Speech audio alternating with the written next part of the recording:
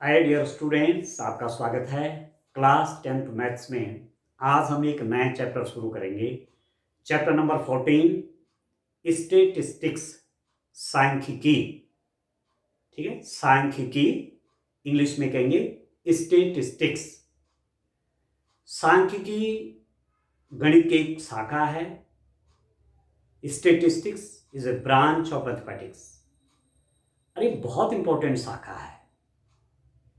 आपके examination point of view से कहूं, ठीक है, या आगे जीवन में कई समस्याओं का समाधान सांख्यिकी के माध्यम से होता है। कई प्रकार की व्यवहारिक बातें होती हैं जिनका आंसर हमको, जिनका उत्तर हमको, जिनका हल हमको सांख्यिकी के माध्यम से प्राप्त करना होता है। तो बच्चों, ऐसा है, सांख्यिकी अपने आप में एक आंकड़ों का खेल है। ठीक है, एक एक डाटा का गेम आप समझ लीजिए। डाटा कलेक्शन होता है, आंकड़े इकट्ठे होते हैं। अब आप जानते हैं आंकड़ा क्या होता है, क्योंकि पिछले क्लासेस में भी आपने सांख्यिकी को पढ़ा है। आपने आंकड़ा पढ़ा है। What is data? आंकड़ा क्या है? आंकड़ा मतलब सूचनाएं। आंकड़ा की बात करें तो आंकड़े का मतलब होता है सूचनाओं से मतलब है आंकड़ा। ठीक है, मैं आपको एक उदाहरण देता हूं, तब आप और अच्छे ढंग से समझ पाएंगे। माना जनगणना हो रही है। प्रत्येक 10 साल बाद देश में सेंसस होती है, जनगणना होती है। ठीक है, देश के लोगों की गणना होती है कि देश में कितने लोग हैं, स्त्री पुरुष बच्चे सब मिलाकर के कितने हैं। केवल इतनी ही गणना नहीं होती है, इसके अतिरिक्त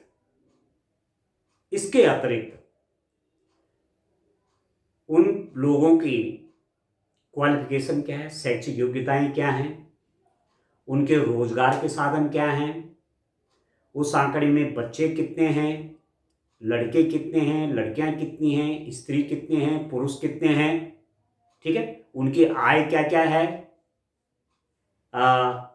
बीपीएल से नीचे कितने हैं, ठीक है, बीपीएल के ऊपर कितने हैं, किस जाति के कितने लोग हैं। इस सारी सूचनाएं जब जनगणना होती है उस समय उसको कलेक्ट किया जाता है, इकट्ठा किया जाता है। तो ये जो सूचना इकट्ठी की गई, इसका नाम है आंकड़ा। इसको कहते हैं डाटा। इंग्लिश में डाटा कहेंगे, हिंदी में कहेंगे आंकड़ा।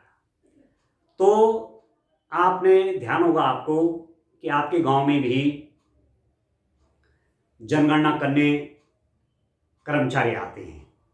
ठीक है, टीचर्स हो सकते हैं या कोई ऑफिशियल्स हो सकते हैं, जनगणना करने आते हैं। तो पूछते हैं परिवार के बारे में, एक एक सदस्यों के बारे में। ठीक है, उनकी क्वालिफिकेशन सब कुछ इकट्ठा करते हैं, सूचनाएं लाते हैं प्रत्येक परिवार से, प्रत्येक व्यक्ति के बारे में। और सारी सूचनाओं को फिर एक जगह जो सेंटर है, कंट्रोल रूम बोलिए या कहीं और, वो सारी सूचनाएं वहां इकट्ठी हो जाती हैं। तो वो जो आंकड़ा जो सीधे लाया गया है उसको कहते हैं प्राथमिक आंकड़ा, प्राइमरी डाटा। ठीक है, अब वो आंकड़ा इतना बड़ा होता है कि उससे आप कुछ रिजल्ट निकालना चाहें तो बड़ा कठिन काम है। इसलिए आंकड़ों का एनालिसिस किया जाता है, आंकड़ों का विश्लेषण किया जाता है कि हम उस आंकड़े से कुछ लाभ ले सकें। ठीक है, तो उसके लिए विभिन्न माध्यम हैं कि उन आंकड़ों को दर्शाया जाए। ठीक है, तो प्राथमिक आंकड़े आप समझ गए, जो सीधा आंकड़े लाए गए हैं, जगह जगह से इकट्ठे किए गए हैं, वो प्राथमिक आंकड़े हैं। जब उनका हम यूज करते हैं, प्रयोग करते हैं, ठीक है, तो ये एक प्रकार का आंकड़ा बन जाता है। जैसे किसी गांव में उस आंकड़े से अब सूचना निकाली गई है कि इस गांव में इतने प्रतिशत लोग बीपीएल है, इस गांव में इतने प्रतिशत लोग शिक्षित हैं, इस गांव में इतने बच्चे हैं, इतने बूढ़े हैं, इतने जवान हैं। ठीक है, और उसके बाद जब उनको एनालिसिस किया जाता है, वर्गीकृत किया जाता है, ठीक है, और उस डाटा का हम यूज करने लगते हैं वर्गीकरण के पश्चात, ठीक है, उसको अरेंज करने के पश्चात, उसको व्यवस्थित करने के बाद जब उससे हम रिजल्ट निकालते हैं उस आंकड़े से, जिसको हमने व्यवस्थित कर दिया, प्राथमिक आंकड़े के बाद हमने उसको व्यवस्थित किया, इससे जब व्यवस्थित वो डाटा हो गया तो उससे जब हम कोई रिजल्ट पर पहुंच रहे हैं तो वो जो आंकड़ा है उसको कहते हैं द्वितीयक आंकड़ा। ठीक है डियर स्टूडेंट, उसको क्या कहते हैं? द्वितीयक आंकड़ा। तो कोई भी डाटा है वो ये देखा जाता है, माना मैं आपसे एक बात और कहूं, गांव में कोई बाहर का व्यक्ति आता है कुछ सूचना लेने, तो किसके यहाँ जाता है? गांव के मुखिया के यहाँ, गांव के प्रधान के यहाँ, और गांव के प्रधान के यहाँ जाकर के काफी कुछ सूचना उनको वहां से मिल जाती है। तो प्रधान क्या है? एक प्रकार का गांव का मुखिया है। इसी प्रकार से किसी भी आंकड़े से जो रिजल्ट निकलता है, ठीक है, तो उसके लिए 3 चीजें आंकड़े में मुख्य होती है: माध्य, माध्यिका और बहुलक। इनको बोलते हैं केंद्रीय प्रवृत्ति की मापिंग। अब ध्यान से आप देखिए, ध्यान से समझिए, केंद्रीय प्रवृत्ति की मापिंग, measure of central tendency, measure of central tendency। केंद्रीय प्रवृत्ति की माप। केंद्रीय प्रवृत्ति की माप का मतलब ये हुआ कि कोई जो माप निकले उस आंकड़े से वो पूरे उस आंकड़े का प्रतिनिधित्व करे। ठीक है, जैसे मैं आपसे कह रहा था कि गांव में जो प्रधान जी हैं, जो मुखिया हैं, वो गांव के बारे में बहुत कुछ जानते हैं। ठीक है, तो ज्यादा इंफॉर्मेशन लेनी, कोई एक व्यक्ति ऐसा मिल जाए गांव में जिसको काफी कुछ जानकारी हो अपने गांव वासियों के बारे में, तो लोग प्रधान के पास जाते हैं, उस गांव के मुखिया के पास जाते हैं। तो उसी प्रकार से जब किसी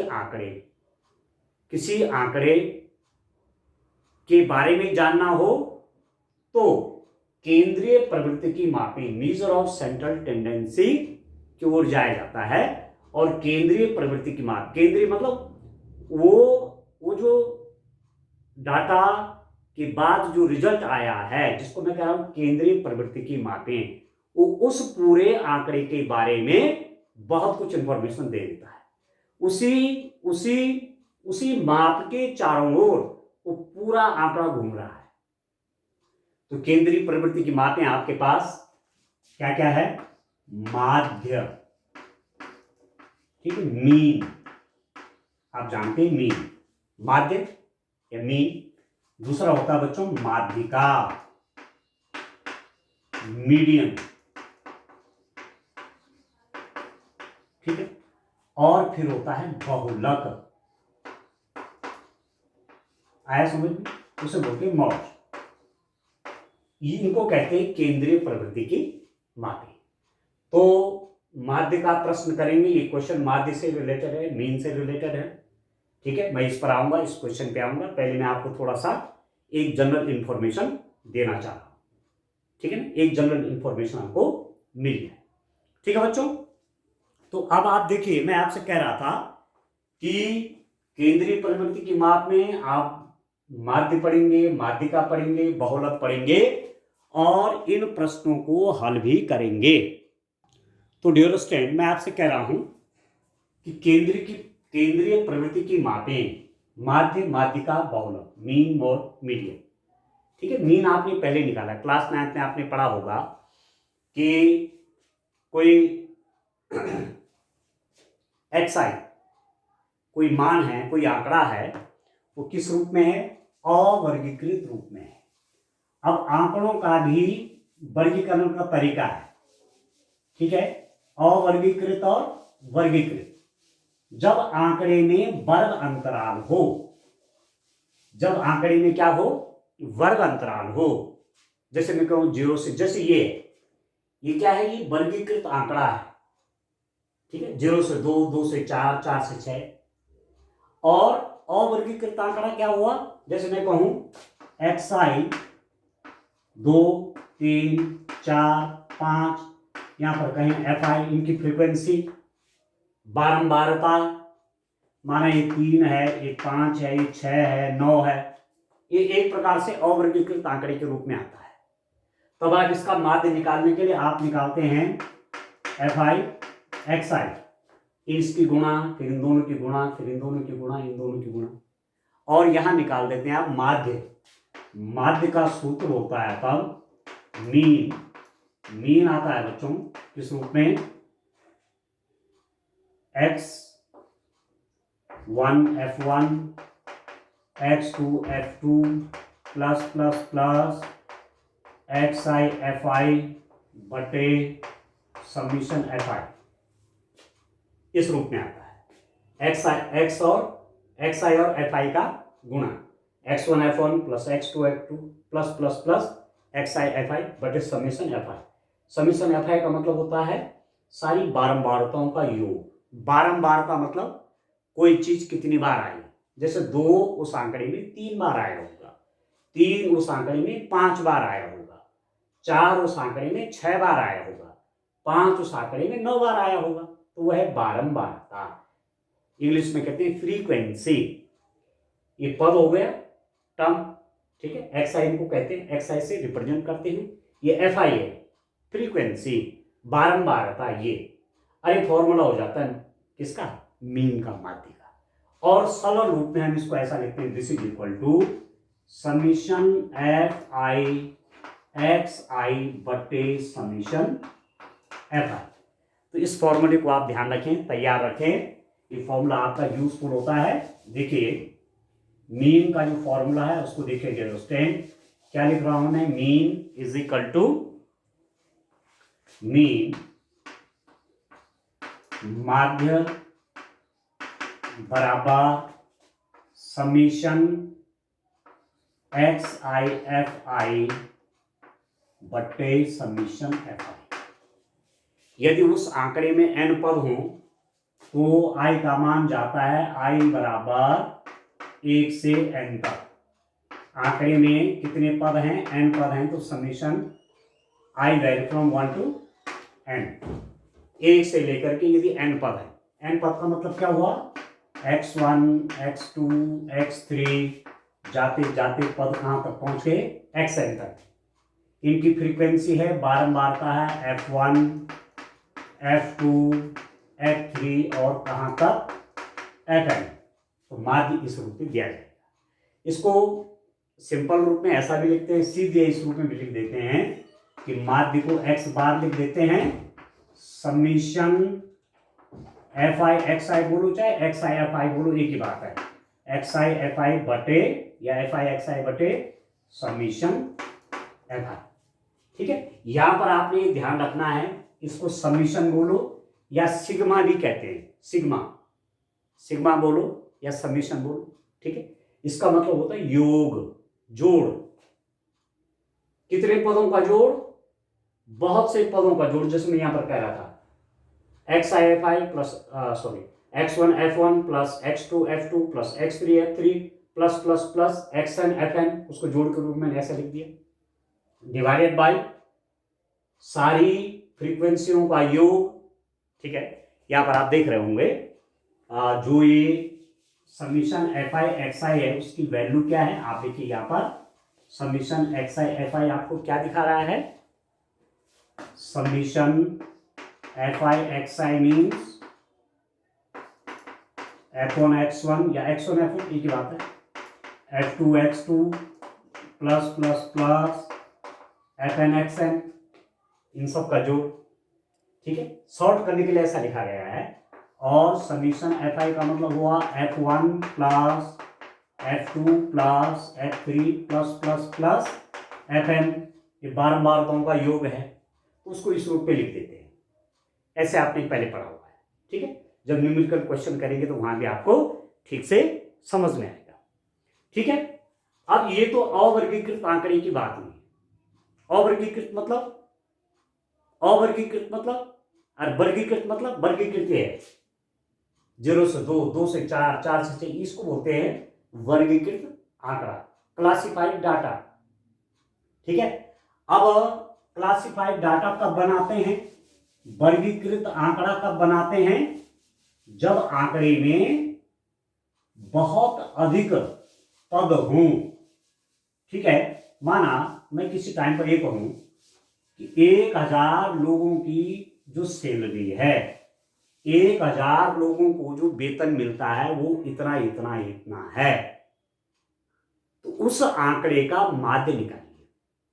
अब 1000 लोगों का डाटा बहुत बड़ा है, यदि मैं 1000 लोगों के बारे में लिखना चाहूंगा तो मेरा बोर्ड बढ़ जाएगा उनके बारे में लिखने में, किसको कितनी मिल रही है। परंतु मैं वर्गीकृत आंकड़े में उस आंकड़े को वर्गीकृत आंकड़े में कर सकता हूं। कैसे? माना उनकी सैलरी जो है, ठीक है, पर डे की मान लो, पर डे के माना किसी की 150 है, किसी की 200 है, किसी की 300 है, किसी की 400 है, किसी की 250 है, किसी की 350 है। तब मैं उसको किस में बांटूंगा? वर्गीकृत आंकड़े में। कैसे?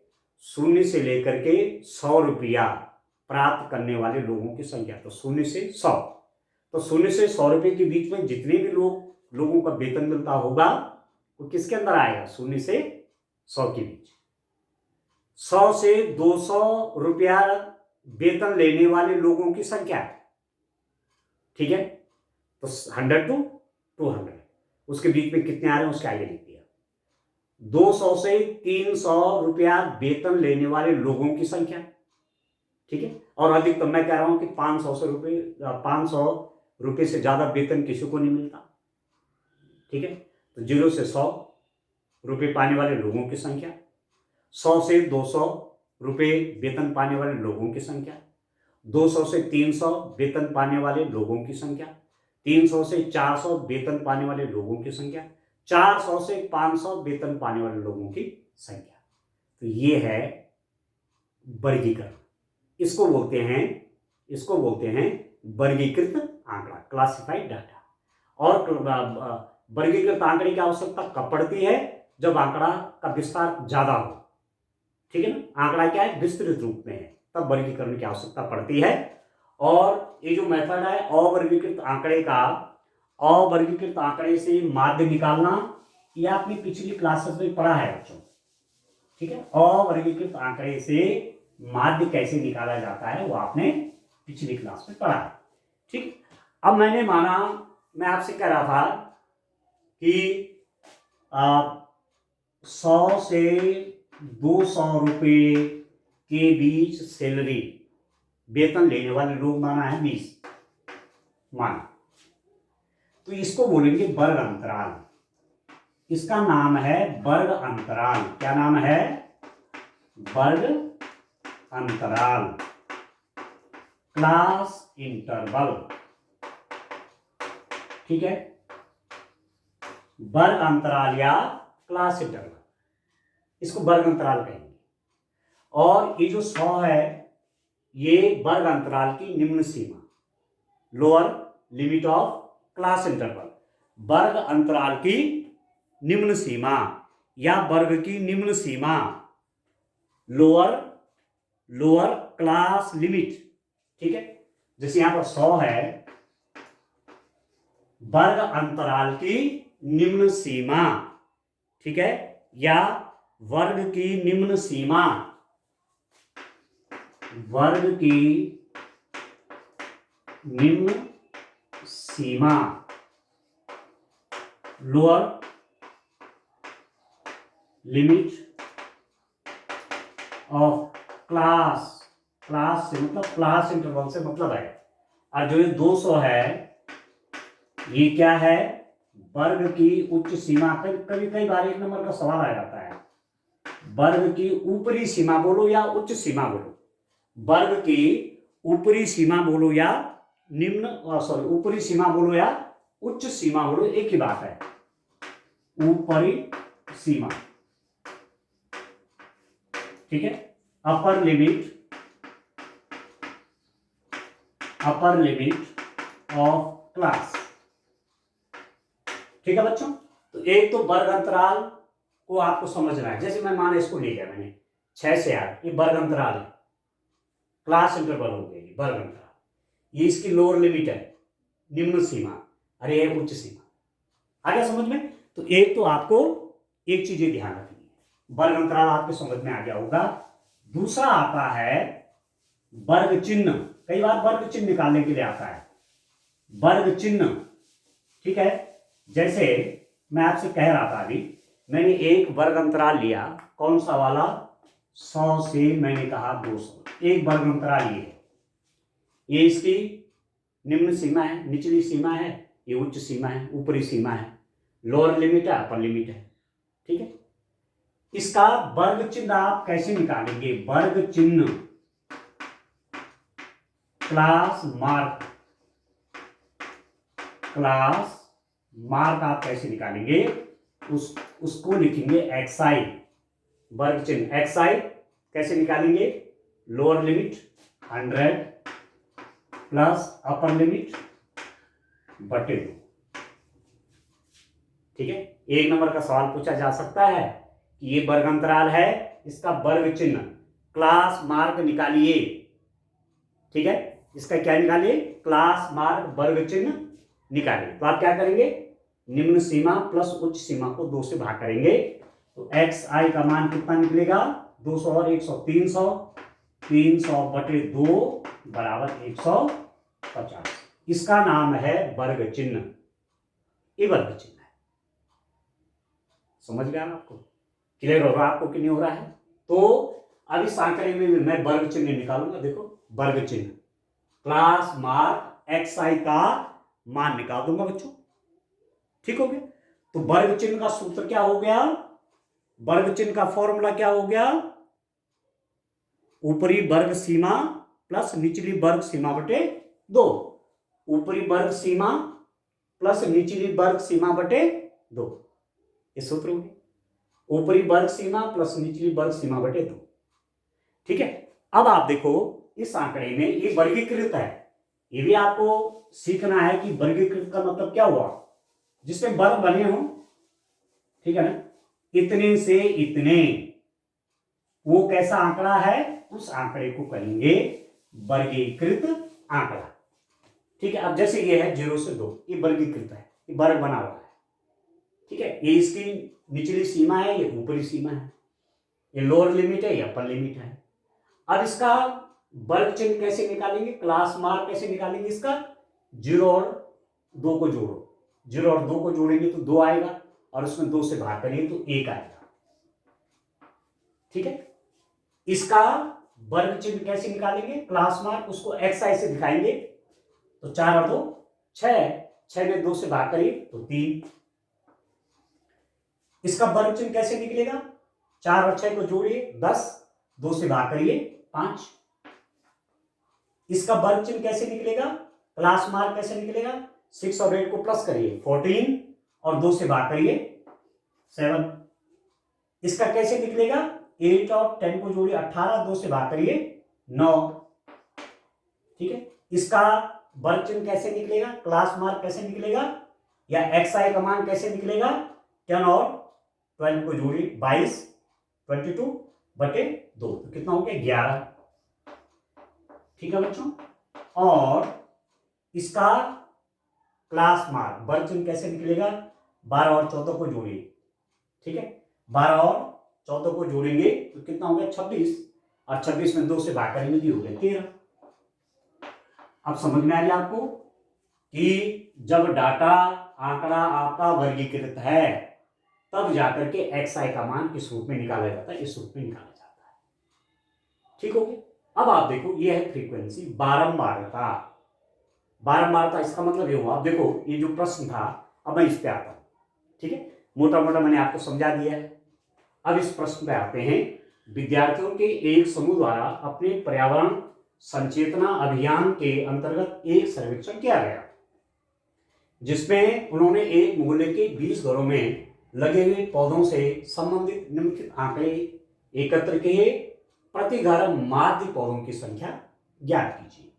A survey was conducted by a group of students as a part of their environment awareness program, in which they collected the following data regarding the number of plants in 20 houses in the locality. Find the mean number of plants per hour. Per hour पर है या पर home है?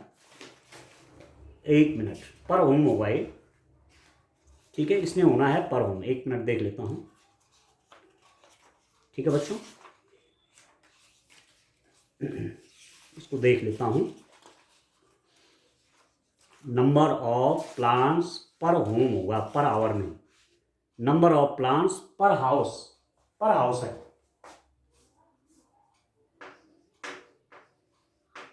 अब देखिए, प्रति घर माध्य पौधों की संख्या ज्ञात कीजिए। अब आप देखो क्या है ये, ध्यान से समझिए, इसका मतलब क्या है। 0 से 2 पेड़, जिसके घर में कोई पेड़ नहीं हो या 2 पेड़ तक हो, उन घरों की संख्या 1 है। जिस घर में 2 से लेकर के 4 पेड़ हैं, उन घरों की संख्या 2 है। जिन घरों में 4 से 6 पेड़ हैं, ठीक है, उन घरों की संख्या 1 है। जिन घरों में 6 से 8 पेड़ हैं, उन घरों की संख्या 5 है। जिन घरों में 8 से 10 पेड़ हैं, उन घरों की संख्या 6 है। जिन घरों में 10 से 12 पेड़ हैं, 10 से 12 पेड़ एक घर में, तो ऐसे कितने घर हैं? 2। जिन घरों में 12 से 14 पेड़ हैं, उन घरों की संख्या है 3। आप समझ गए, ये घरों की संख्या है। नंबर ऑफ हाउसेस, इसको बोलेंगे फ्रीक्वेंसी। फ्रीक्वेंसी का मतलब क्या हुआ? फ्रीक्वेंसी मतलब 2 से 4 पेड़ वाले 2 घर हैं। यहां पर देखो 6 से 8 पेड़ वाले 5 घर हैं।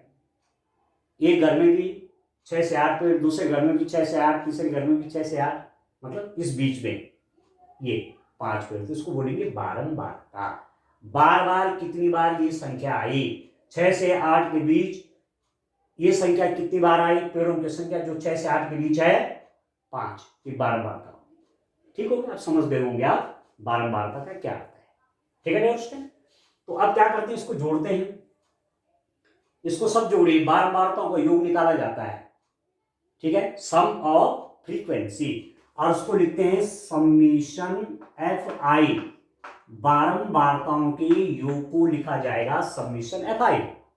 FI मतलब फ्रीक्वेंसी, और समीशन मतलब जोड़। जो ये फ्रीक्वेंसी है, जो ये बारंबारता, इसको जोड़िए। 3 और 2 5, 4 5 11, 5 16, और 1 17, 2 19, और 1 20।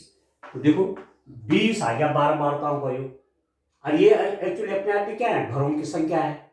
और यहां भी दिया गया है जिसमें उन्होंने एक मोहल्ले के 20 घरों में लगे पौधों से संबंधित सूचनाएं इकट्ठी करी। तो 20 घरों की संख्या आप देख रहे हैं, ये घरों की संख्या आ तो गई, यहाँ भी 20, वहां भी 20 दिया हुआ, यहाँ दिया। ठीक है, अब क्या कह रहे हैं कि प्रति घर माध्य पौधों की संख्या ज्ञात कीजिए। Find the mean number of plants पर हाउस। अब आपने क्या देखना है कि माध्य निकालिए। माध्य का मतलब हुआ कि एक घर में कितने पौधे हुए। अब यहां तो संख्या अलग अलग है ना, परंतु जब माध्य निकलता है तो सारे आंकड़े, जब माध्य निकलता है तो यह माना जाता है कि प्रत्येक घर में उतने ही पौधे हैं। नहीं, जैसे जैसे एक बच्चा 10 नंबर लाया, एक बच्चा लाया 15 नंबर, इनका माध्य निकालूंगा मैं, 2 से भाग करूंगा, 10 और 15 हो गए 25, 25 बटे 2 बराबर 12.5। माध्य निकल गया उन बच्चों के अंकों का 12.5। इस बच्चे की भी 12.5 है, इस बच्चे की भी 12.5, ऐसा माध्य कहता है। माध्य का मतलब ये हुआ कि सबके लिए तब ये हो जाएगा। ठीक है ना, समझ रहे हैं ना। तो यही यहां पर भी करना है कि इस घर में जो पौधे लगे हैं उनका माध्य निकालिए। ठीक है, तो माध्य कैसे निकलेगा? देखो XI वर्ग चिन्ह मैंने निकाल दिया आपके सामने, अभी FI हमारे पास है। अब मैं एक कॉलम और बनाऊंगा बच्चों, एक कॉलम में और बना देता है यहां पर। तो कॉलम किस चीज का होगा? इनके गुणा का। ठीक है, FI XI, FI XI, FI और XI का क्या करूंगा मैं? अब मल्टीप्लाई कर दूंगा, इनका गुणा कर दूंगा। FI XI, FI ये है, XI ये, गुणा करिए। 1 एकम 1, 3 दूनी 6, 5 एकम 5, 7 पंजे 35, 9 छके 54, 11 दूनी 22, 13 क्या 39। FI XI का मतलब हुआ इसके गुणा करिए, इसका 1 एकम 1, 3 दूनी 6, 5 एकम 5, 7 पंजे 35, 9 छठे 54, 11 दूनी 22, 13 क्या 39। ठीक है, अब क्या निकालेंगे? अब निकालेंगे समीशन एफ आई एक्स आई को जोड़ देंगे। अब उसको लिखते हैं समीशन एफ आई एक्स आई बराबर,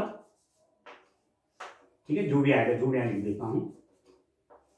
ठीक है बच्चों, समीशन एफ आई एक्स आई इन सबका योग। अब आप देखो 9 2 11 4 15, 5 20, 5 25, 6 के 30 और 1 32, 32 का 2 हासिल 3, 3 3 6, 2 8 5 13 3 16। ठीक है, कितना योग आ रहा है? 162। इन सब का योग आ गया 162। ठीक है, एफ आई एक्स आई का योग आ गया 162। अब क्या निकालना है? प्रतिघर माध्य, माध्य निकालना है इसका। तो माध्य पहले हमेशा सूत्र लिखना चाहिए।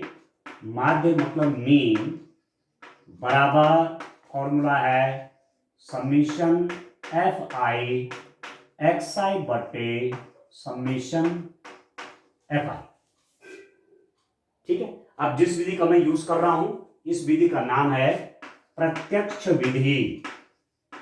क्या नाम है? प्रत्यक्ष विधि, डायरेक्ट मेथड, डायरेक्ट मेथड। अब आप और भी विधि पढ़ेंगे, विचलन की विधि भी पढ़ेंगे। तो प्रत्यक्ष विधि डायरेक्ट मेथड है। क्यों? जब आंकड़ा छोटा हो, बड़ी बड़ी संख्याएं ना हो, गुणा करना आसान रहे, तब प्रत्यक्ष विधि का प्रयोग करना चाहिए। जैसे इसमें मैंने प्रत्यक्ष विधि का प्रयोग कर दिया, न तो मुझे एक्स आई निकालने में कोई दिक्कत हुई, छोटे छोटे इंटरवल हैं, एफ आई भी कम है, गुणा करना आसान से मैंने गुणा कर दिया। तो ये विधि है प्रत्यक्ष विधि। कई बार पेपर में आता है कि प्रत्यक्ष विधि से निकालिए, तब इसी मेथड से करना पड़ेगा, तो ये भी ध्यान रखना है। तो माध्य निकालने के लिए आपके पास जो जो विधियां हैं उनको मैं आपको आगे बताता जाऊंगा। पेपर में जिस विधि से पूछा गया है उसी विधि से निकालेंगे। और यदि सीधा पूछा गया है कि माध्य निकालें, जैसे इसमें वैसे उन्होंने कुछ कहा नहीं है, प्रतिघर माध्य पौधों की संख्या ज्ञात कीजिए, माध्य निकाले इस आंकड़े का, मीन निकालिए, ऐसा नहीं कहा गया है कि किस विधि से निकालिए। तो जो आपको सरल लगे उससे निकालो। तो मुझे प्रत्यक्ष विधि से निकालना यहाँ पर सरल लगा, कैलकुलेशन, ठीक है, गुणा करना आसान है, तब मैंने प्रत्यक्ष विधि लगा। अब आप देखो माध्य को मैं लिखता हूं एक्स बार ऐसे बराबर समीशन एफ आई एक्स आई, इन सब का जोड़ है आपके पास 162 बटे समीशन एफ आई, फ्रीक्वेंसीज का योग है 20। ये ठीक हो गया। बस अब इसको काट लीजिए। आप किससे काटेगा? आप 2 से काट लीजिए, 2 दशमलव के 20, 2 अठे 16, 2 एकम 2, तो एक्स बार हो गया 81 बटे 10। अब 10 इसमें भाग करना है, तो सरल सा भाग आप करेंगे, एक के साथ एक शून्य है, कहीं यहां दशमलव नहीं है। जब दशमलव कहीं नहीं होता इसका मतलब दशमलव यहां है। ठीक है, डेसिमल यहां है, दशमलव यहां दिख नहीं रहा है। वैसे एक्चुअली ऐसा है, ये ऐसा लिख सकता है इसको, तो ऐसा नहीं लिखा है हमने। ठीक है, तो वैसे दशमलव यहां है, तो एक के साथ एक शून्य से भाग दे रहे हैं। तो जब भाग दिया जाता है एक के साथ एक शून्य से, तो दशमलव अंक एक अंक पीछे खिसकेगा, यहां से लेकर के यहां आ जाएगा। यहां है तो यहां आ जाएगा, 2 शून्य रहते 100 होता तो यहां आ जाता। समझ रहे हैं? तो एक्स बार आपके पास हो गया 8.1, 8.1 इस आंकड़े का माध्य आ गया। 8.1 इस आंकड़े का माध्य है। 10 से समझ गए भाग कैसे दिया? दशमलव यहां पर है इस समय, एक के साथ एक शून्य से भाग दे रहे हैं, एक शून्य है तो दशमलव एक अंक पीछे खिसकेगा इधर, बाई 8.1। तो क्या है? प्रतिघर माध्य पौधों की संख्या। तो यहां पर आप उत्तर लिख देंगे प्रतिघर माध्य पौधों की संख्या, माध्य पौधों की संख्या बराबर 8.1। प्रतिघर माध्य पौधों की संख्या 8.1। एक घर में इतने पौधे, ये मतलब है इसका माध्य निकालने का। ठीक है, प्रत्येक घर में कितने पौधे हुए? 8.1। तो माध्य जो है, माध्य हो, माध्यिका हो, बहुलक हो, संपूर्ण डाटा का वो क्या है? केंद्रीय बिंदु है। तो पूरे डाटा पे लागू किया जाएगा। जैसे प्रत्येक घर में कितने पौधे हैं? 8.1। ये माध्य से निकलेगा। ठीक है, समझ में आ गया आपको? अच्छा, इसमें प्रश्न आपको और पूछा गया था, इसमें प्रश्न का कुछ और पार्ट भी है बच्चों। इसमें ये पूछा गया है, which method did you use for find the mean and why? ठीक है, माध्य ज्ञात करने के लिए आपने किस विधि का प्रयोग किया और क्यों? ठीक है, माध्य तो आप समझ गए। अब इस विधि, किस विधि का आपने प्रयोग किया, इस विधि का नाम क्या है? वैसे मैंने आपको पहले बता दिया, इस विधि का नाम है प्रत्यक्ष विधि। ठीक है, मैंने माध्य निकालने के लिए, लास्ट में कैसे लिख देंगे, मैंने माध्य निकालने के लिए, क्योंकि पूछा गया प्रश्न में, माध्य निकालने के लिए, माध्य निकालने के लिए प्रत्यक्ष विधि का, प्रत्यक्ष विधि का प्रयोग किया, प्रत्यक्ष विधि का प्रयोग किया। मैंने माध्य निकालने के लिए प्रत्यक्ष विधि का प्रयोग किया। क्यों किया? क्योंकि